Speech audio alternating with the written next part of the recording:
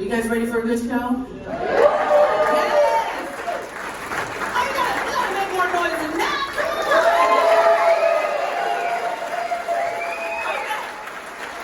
Okay. You guys are in for a real treat. I just met him tonight, but I'm sure he's hilarious. His name is Edward Maurice Chatterton III. Yes, isn't that a mouthful? He is Ryan's cousin. And I think he got some royalty in his blood with a name like that, right? I'm gonna see if I can get some money out of him after the show, okay? Put your hands together for Edward Maurice Chatterton!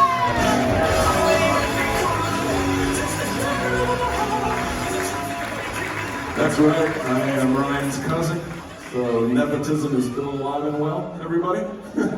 And yes, Edward Maurice Chatterton III is my given Christian name. What I like about it is that my initials are EMC3, which means that my father's initials are the theory of relativity, right? Which is like an object in motion tends to stay in motion, right? That makes sense because, you know, he moved away and never came back. That's not true, that's not true. He's dead. A lot of people know me from growing up, so they're like, well, hold on a second, is that true? I'm not sure. And to answer your next question, yes, I did continue the tradition. My firstborn son, Edward Maurice Chatterton IV, in case you were wondering where all the white privilege went, they're all going right in there, into him. He's 19 years old, which means I successfully reared a child to completion. Odd sentence, but true nonetheless. He just graduated high school. I didn't actually say that right. He just freaking barely graduated high school. Oh good, some other bad parents in the crowd. That's good. It makes me feel better. Yeah, he graduated with a 1.08 GPA. It's a D minus. That's a D minus. But thankfully, he graduated with all the HPV, so it's like, oh, I'm proud of you. Good job, buddy. After high school, he just kind of like sat around with his friends in his room, just, you know, playing video games and stuff. And after a while, I was like, bro, come on, you gotta do something with your life. You're an adult now, right? Why don't you, I don't know, go back to school, maybe get a job somewhere. My son decided to do what most other D- students do. He joined the military. Yeah, that's right. I know, yeah, we're clapping for it. You know, I always kind of figured that he would join the military. He had that personality about him. But I thought he would follow in my footsteps and enlist in the same branch I did.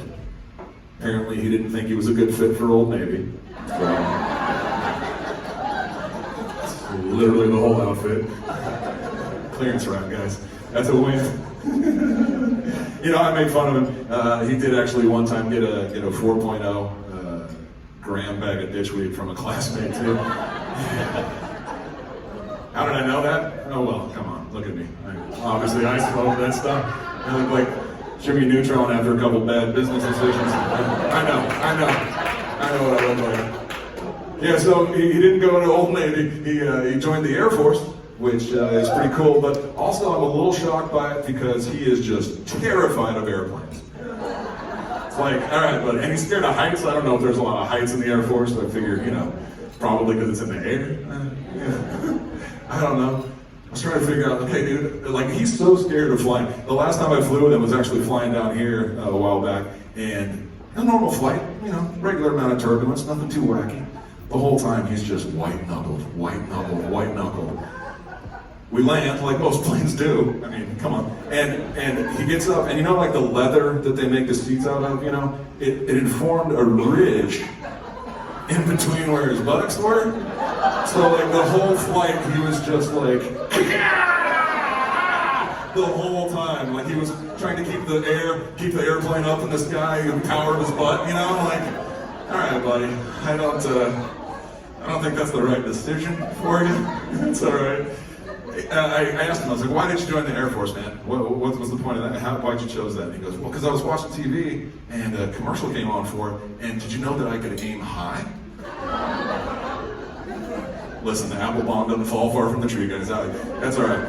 I live in Washington State, so what are you gonna do? That's what we do. So he went in to the Air Force, thankfully not to fly a plane. Smart choice on his behalf. He went into the security forces, which is like military police, Yeah, anybody know about that kind of stuff? Right? Yeah. Well, I only thought that they just like guarded the bases and took care of the drunk guys. That's all I thought they did. Apparently, they do a whole bunch of other stuff. I didn't realize it. Like they'll protect assets, like foreign dignitaries, or my dream job for him, just protecting an airplane as it flies around all the time. That'd be great. Just him trying to keep a C-130 in the air with just the power. Yeah, I'll do it. I found out that they actually, security forces, they go out in front of the rest of the military sometimes to like try, find the new roads and all that stuff and unsettled plans. And my son was really excited about this one. He was like, "Hey, Dad, dude, I really want to be that guy that's out front there sniffing out all the IUDs." I'm like, "You saying that right, bud? I don't feel like, I'm not sure you're saying that right." But here's the thing, listen, I'm not a grandfather yet, so he must be good at it, right? I mean,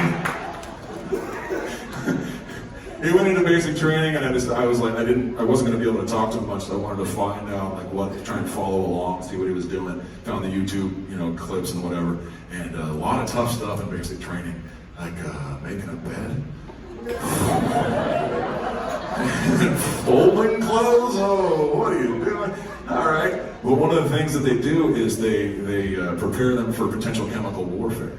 Like they'll expose them to tear gas and like pepper spray and that kind of stuff. And they send them into a place called a gas chamber. And my first thought was, oh, I hope they didn't make them take a train to get there. Oh, okay. No, that's all right. Stay with me. I'll bring it back. It's all good. I wasn't sure about that one. That was the one I wasn't sure about. I like the response. But here's the thing. So, I know I was, you'd be worried about him going in, being exposed to that kind of stuff, but I know how much my son hit the jewel pod before he went in to the military. So I know he just went in and I was just like, what is that, mustard? That's not mint. He recently, just like a few days ago, I found out he got his posting. I know where he's going to be. And, oh boy, he's going to be protecting 1/3 of our nation's nuclear arsenal. That tells me one of two things. Either number one, the military actually does a great job of taking, just a wad of a human being and turning it into something of worth, mind, body, spirit, change, all that stuff. Or, sorry guys, but we're all screwed. I mean, I'm apologizing in advance just in case. D-? Oh boy. I miss him, I haven't seen him much. I wasn't able to talk to him a whole lot. The first week he was in basic training, he actually wrote me a letter. And my son, the D- is irrelevant because he was a great writer. He was a fantastic writer growing up.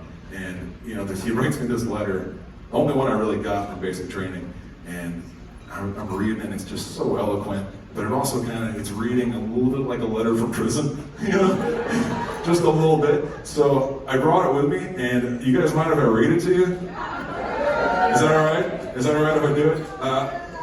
Because of what it is, I'd like to read it in the voice of Morgan Freeman. Because it's a little Shawshanky, so. All right. Oh man, love it. Here we go. Dearest Mother and Father, it is currently the evening of June 17th. This is the first opportunity I have been given to engage in any correspondence. I miss you both so much, and am really not doing well here. I'm learning a lot, making new friends, but the bad outweighs the good most days.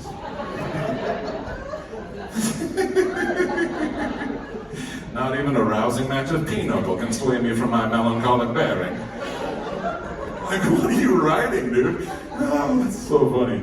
Long past are the days where my chums and I would listen to records all zooted like. What? I hope my circumstance improves, but hope is a dangerous thing to give a man.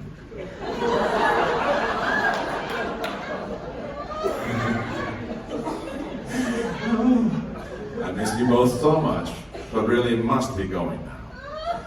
Gotta get busy living, or I'll get busy crying. Again. Warmest regards, Trainee Chatterton, your son.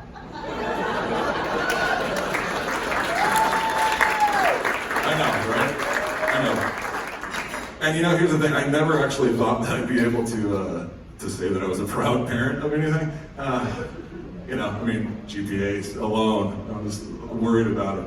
But before he left for basic training, and I'll end on this, before he left for basic training, he was in line there and he broke ranks, and you know, he came over and gave me this big giant hug. You know, it was this nice emotional moment. I was just like, all right, holding him for the last time, whatever.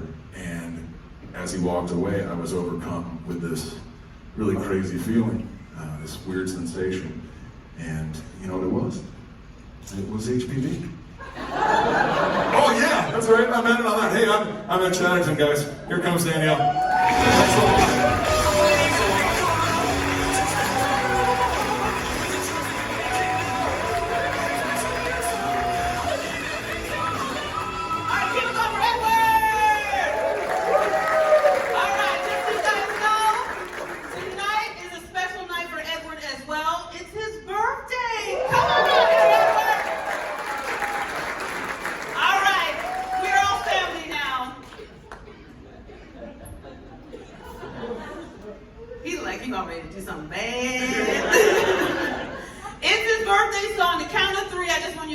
Happy birthday, Edward, okay? 1, 2, 3.